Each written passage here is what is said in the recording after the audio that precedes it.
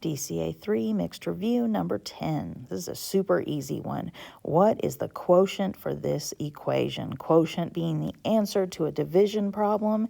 And so we have 1/7 divided by 23.